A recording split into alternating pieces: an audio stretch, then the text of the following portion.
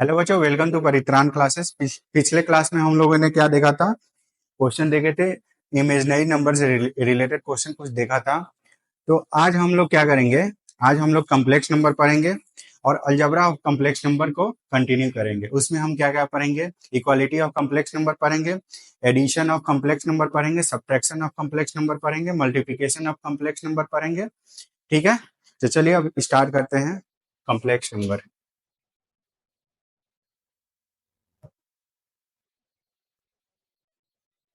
Complex number, तो complex number होता क्या है? क्या होता है बताइए? A number which can be represented in the form of a plus iota b. Okay, where a and b are belongs to real number and i equal to root under -1 होता है। A number which is in the form of in the form of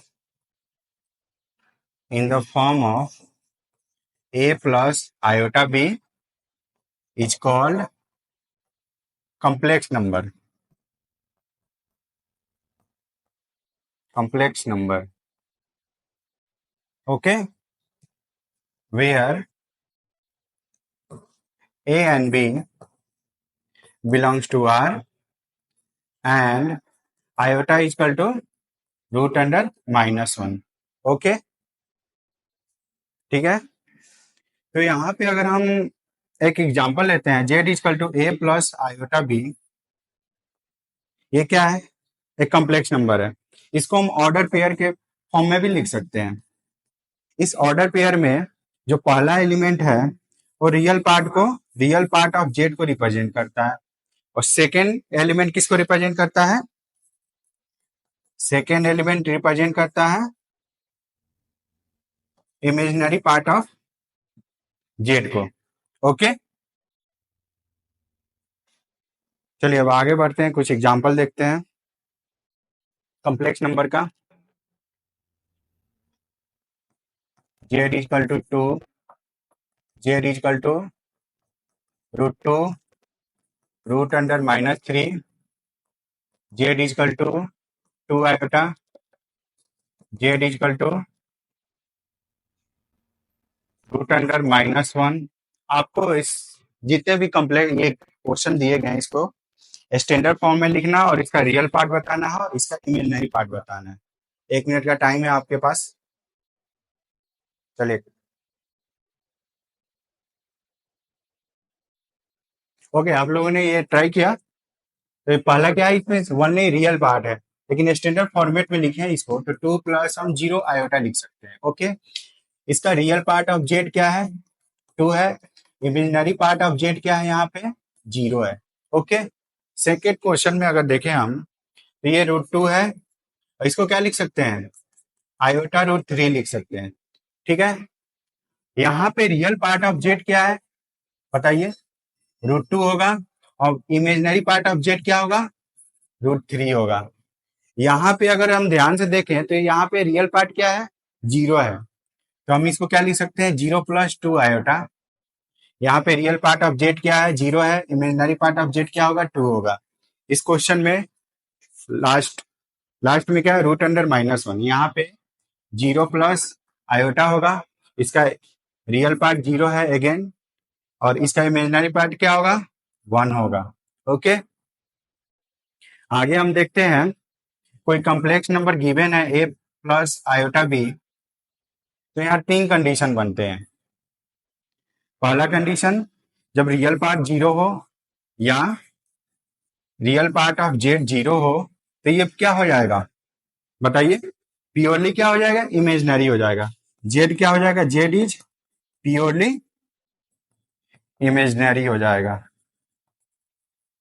example, z equal to 2 iota, iota only iota वाला term होगा। Second part क्या है? जब imaginary part 0 हो जाए, यानी बी 0 हो जाए, या इमेजिनरी पार्ट ऑफ जेड क्या हो? 0 हो, तो यहाँ पे ये क्या बन जाएगा? प्योरली रियल बन जाएगा।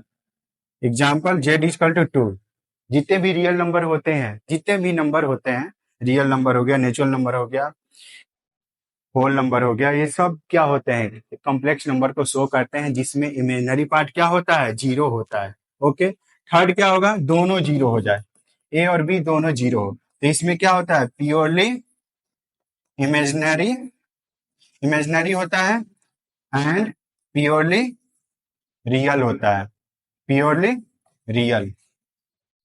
इसका एग्जाम्पल हम देखें तो क्या हो जाएगा, जीरो हो जाएगा, z equal to zero. Zero एक ऐसा नंबर है जो प्योरली इमेजिनरी भी होता है, प्योरली रियल भी होता है। ओके, चलो बच्चों, आप लोग को समझ में आया ये तीनों कंडीशन। चलिए इस पे एक क्वेश्चन करते हैं। क्वेश्चन क्या है, क्वेश्चन है z equal to cos theta plus iota two sine theta minus one is purely real है। ये क्या है, प्योरली रियल है।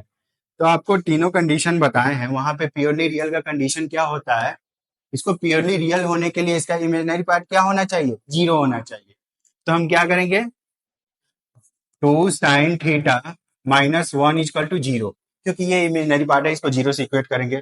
तो two sine theta equal to क्या हो जाएगा, वन हो जाएगा, यहाँ से sine theta equal to one by two, और थीटा का वैल्यू क्या आएगा, वन बाई टू। किस पे होता है, साइन थीटा का वैल्यू वन बाई टू कौन से एंगल पे होता है, बताइए, पाई बाई सिक्स।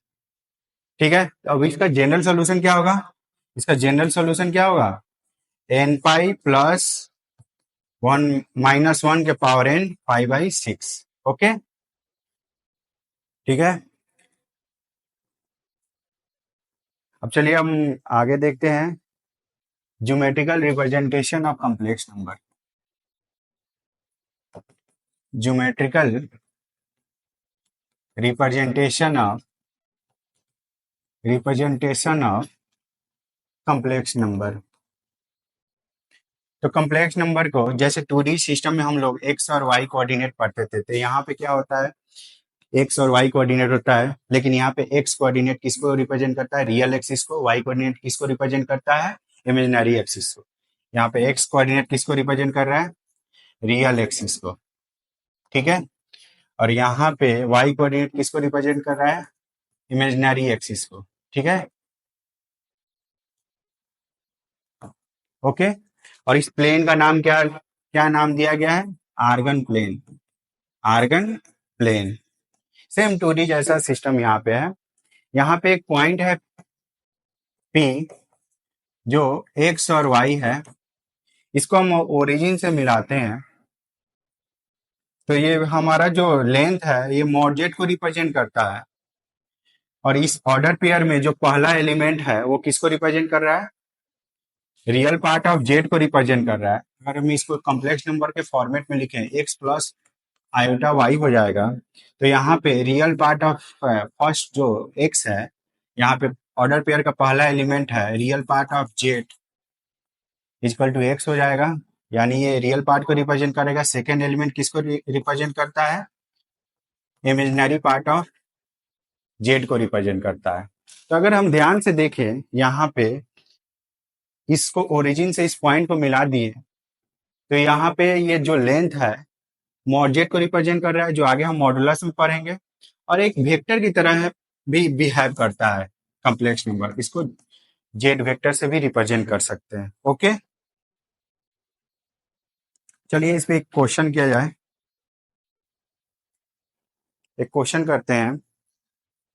एक क्वेश्चन है, इफ जेड प्लस जेड की इक्वल टू जीरो है, तो आपके पास चार ऑप्शन दिया गया है। Real part of z is less than zero होगा, सेकेंड ऑप्शन है real part of z equal to zero होगा, थर्ड ऑप्शन है imaginary part of z equal to zero होगा, लास्ट ऑप्शन है जेड के power four equal to one है। तो इसको सॉल्व करना है, इसको हम कैसे सॉल्व करेंगे, चलिए ये सॉल्व करते हैं। क्वेश्चन क्या है, z plus z Q equal to 0 है। दोनों में जेड कॉमन है तो हम जेड को क्या करेंगे, कॉमन निकालेंगे। तो यहाँ पे क्या मिलेगा हमें, 1 + जेड² मिलेगा। तो यहाँ पे दो नंबर है, दो नंबर का प्रोडक्ट जीरो होता है, तो या तो पहला एलिमेंट जीरो होगा या सेकेंड एलिमेंट जीरो होगा। तो जेड इक्वल टू 0 हो जाएगा। और यहाँ से 1 + जेड² इक्वल टू 0 हो जाएगा। जेड² इक्वल टू -1 हो गया। और इसका स्क्वायर रूट करेंगे तो प्लस माइनस रूट अंडर -1 होगा। और रूट अंडर -1 हमको पता है कि ये आयोटा होता है। और इसको हम क्या लिख सकते हैं, 0 + 0 आयोटा 0 लिख सकते हैं। और इसको यहाँ पे दो कंडीशन, दो कम्प्लेक्स नंबर हम बना सकते हैं। पहला कम्प्लेक्स नंबर होगा 0 + आयोटा, दूसरा कम्प्लेक्स नंबर होगा 0 - आयोटा। तो तीनों में क्या है, रियल पार्ट देखे तो 0 है। तो यहाँ से अगर तीनों कम्प्लेक्स नंबर में ध्यान से देखें तो सबका रियल पार्ट 0 है, तो हमारा उसके अकॉर्डिंग कौन सा ऑप्शन सही होगा, सेकेंड ऑप्शन सही होगा, क्योंकि सारे में रियल पार्ट ऑफ जेड 0 है। ओके, हो गया। चलिए अब नेक्स्ट क्वेश्चन करते हैं। क्वेश्चन है, find 3 + 2 iota if fx equal to x⁴ -4x³ +4x, sorry इसको नीचे लिख देते हैं। If fx equal to x⁴ -4x³ +4x² +10x +45, इसको सॉल्व करना है। इसको कैसे सॉल्व किया जाएगा बताइए। यहाँ पे f है, फंक्शन के अंदर यहाँ पे x की वैल्यू 3 + 2 आयोटा है। अगर हम इसको इसमें डालें, पुट करें, जनरली हम लोग क्या करते हैं, ट्रेडिशनल मेथड से जाएंगे तो इसको पुट करना पड़ेगा, ये बहुत लंबा जाएगा। इसको सॉल्व करने में बहुत टाइम लगेगा। तो इसको हम क्या करेंगे, हम इसको x इक्वल टू 3 + 2 आयोटा मान लेते हैं और 3 को इधर लाते हैं। x - 3 इक्वल टू 2 आयोटा होगा। स्क्वायर कर देंगे दोनों साइड, स्क्वायर करते ही क्या बन जाएगा, 2x - 3 का whole square equal to 2 iota का होल स्क्वायर। इसको -b के होल स्क्वायर पे ब्रेक किया जाएगा। x² -6x +9 equal to 4 iota का स्क्वायर यानी -4 हो जाएगा। तो x² -6 इधर आएगा तो 13 हो जाएगा इक्वल टू 0। अब हम क्या करेंगे, इस पॉलिनोमियल को x² -6 +13 से डिवाइड करेंगे। ओके, तो चलिए डिवाइड करते हैं। x² -6 +13 से इसको डिवाइड किया जाएगा। x⁴ -4x³ +4x² +10x +45। तो ये दो यहाँ x² से मल्टीप्लाई करेंगे। x² से मल्टीप्लाई करते ही क्या बनेगा, x⁴ 6x³ +13x²। सही है। माइनस करेंगे तो ये माइनस हो जाएगा, प्लस हो जाएगा, माइनस हो जाएगा। यहाँ से क्या मिला, 2x³ और यहाँ 9x² +10x +45। Long division method से हम लोग डिवाइड कर रहे हैं इसको। यहाँ पे अब q है तो हम क्या करेंगे, x से मल्टीप्लाई करेंगे, 2x से, सॉरी यहाँ 2x है ना, तो 2x से मल्टीप्लाई किया जाएगा, 2x³ हो जाएगा। यहाँ पे 12x² हुआ +26x। ओके, माइनस करेंगे, साइन चेंज होगा, प्लस हो जाएगा, माइनस हो जाएगा, कैंसल आउट हो गया। 3x² और ये -16x +45। अब इसको हम क्या करेंगे, +3 से मल्टीप्लाई करेंगे। ठीक है, 3x² -18x +39, माइनस हो गया, प्लस हो गया, माइनस हो गया। तो यहाँ से क्या मिला, 2x + 6 मिला। आपको पता होगा ये क्या है, डिवीजर डिवीजर है, ये डिविडेंड है, ये क्वोशंट मिला और ये रिमाइंडर है। तो डिविडेंड इक्वल टू क्या होता है, divisor into quotient plus remainder. Okay, तो हम एफ एक्स को क्या लिख सकते हैं यहाँ पे, x square minus 6x plus 13 into x square plus 2x plus 13 plus 2x plus 6। तो यहाँ पे ऑलरेडी हम निकाल चुके हैं, x square minus 6x plus 13 equal to 0 है, तो ये सारा टर्म क्या हो गया, 0 हो गया। हमारे पास क्या बचा, 2x प्लस 6 बचा। अब यहाँ पे हम क्या करेंगे, x equal to 3 plus 2 iota है, इसकी वैल्यू पुट कर देंगे तो हमारा जो रिक्वायर्ड आंसर होगा वो आ जाएगा। ओके, समझ में आया? चलिए, आप लोगों को ये क्वेश्चन समझ में आ गया। चलिए, अब हमारा नेक्स्ट टॉपिक है algebra of complex number. Algebra of complex number. Okay, इसमें पहला टॉपिक है equality of complex number, equality of two complex number. Okay, तो आपके पास दो कॉम्प्लेक्स नंबर दिया होगा, x1 plus iota y1, second complex number z2 equal to x2 plus iota y2। और क्वेश्चन में आपको क्या देगा, दोनों कॉम्प्लेक्स नंबर इक्वल देगा और वहां से आपको रियल पार्ट को कंपेयर करवाएगा या इमेजिनरी पार्ट को कंपेयर करवाएगा। तो यहाँ पे कंडीशन है कि दोनों कॉम्प्लेक्स नंबर ऑलरेडी इक्वल है, तो x1 plus iota y1 equal to क्या हो जाएगा, x2 प्लस आयोटा y2। तो हम इसको इधर लेके आते हैं, x1 minus x2, real part को रियल पार्ट के साथ रखते हैं और इमेजिनरी पार्ट को इमेजिनरी पार्ट के साथ। तो इसको हम क्या लिख सकते हैं, 0। 0 ना लिख के 0 प्लस आयोटा 0 लिखते हैं। तो यहाँ पे रियल पार्ट को, ये दोनों कॉम्प्लेक्स नंबर आपस में इक्वल है, तो हम रियल पार्ट को रियल पार्ट के साथ कंपेयर करेंगे।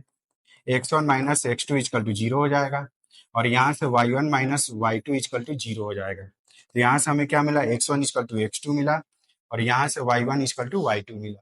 ओके, आप लोग यहाँ तक समझ में आया?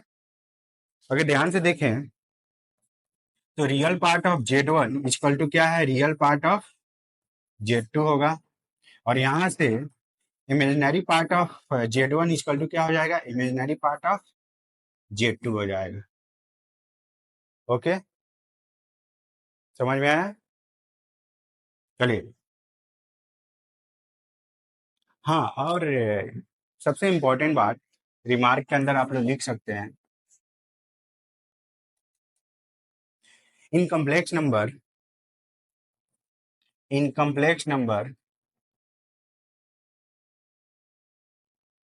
Only equality of two complex number, equality of two complex number, equality of two complex number,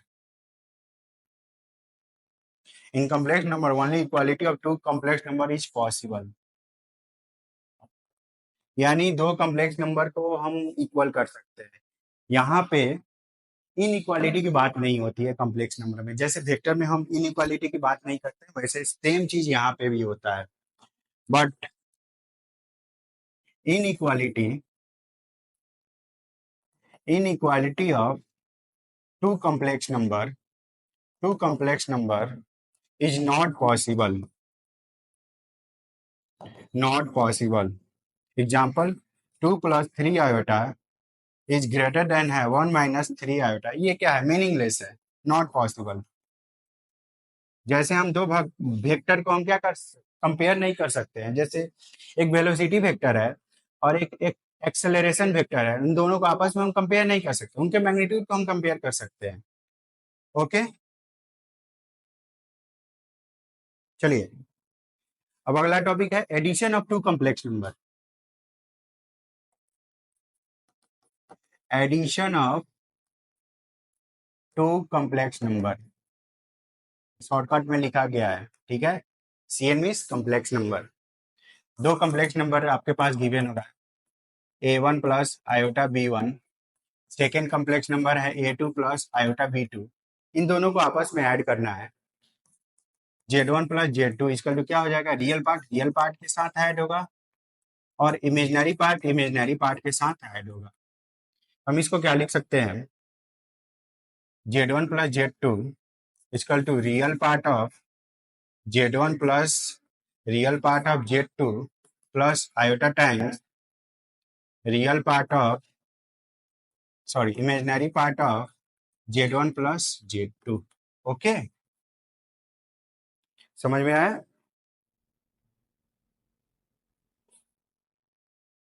यानी अगर ऐसे लिखें, सही से लिखें अगर इसको,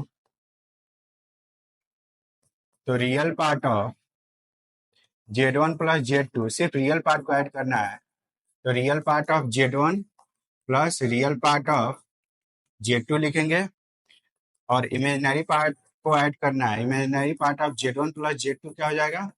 imaginary part of z1 plus imaginary part of z2। ठीक है,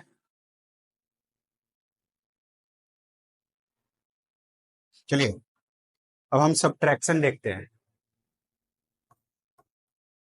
subtraction of two complex number. तो सब्ट्रैक्शन में क्या होगा? यहाँ पे भी दो कॉम्प्लेक्स नंबर गिवन होगा, a1 प्लस आयोटा b1, दूसरा कॉम्प्लेक्स नंबर गिवन होगा a2 plus iota b2।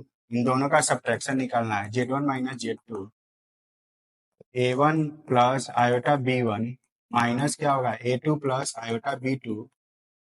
Real part को रियल पार्ट के साथ माइनस करेंगे और इमेजिनरी पार्ट को इमेजिनरी पार्ट के साथ माइनस किया जाएगा। ठीक है, अगर हम इस पे एक सिंपल सा क्वेश्चन देखें एडिशन और सब्ट्रैक्शन पे, तो z1 is equal to 2 plus 3 iota है और z2 is equal to 1 minus 2 iota है। तो z1 प्लस z2 निकालना है आपको और z1 माइनस z2 निकालना है। चलिए, ये सिंपल सा क्वेश्चन है, जल्दी से बताइए कैसे किया जाएगा। नॉर्मली हम क्या करते हैं, रियल पार्ट को रियल पार्ट के साथ ऐड कर देते हैं, तो 2 प्लस 1 3 हो गया, और इमेजिनरी पार्ट को इमेजिनरी पार्ट के साथ ऐड करते हैं तो प्लस आयोटा हो जाएगा। डिफरेंस निकालना है, तो डिफरेंस में क्या होगा, माइनस कर देंगे, 2 माइनस 1 1 होगा, और इसको माइनस करेंगे तो प्लस 5 आयोटा हो गया। ओके, हो गया। चलिए नेक्स्ट क्लास में हम मल्टीप्लिकेशन पढ़ेंगे, डिवीजन पढ़ेंगे, मॉडुलस पढ़ेंगे, कंजुगेट पढ़ेंगे। Thank you.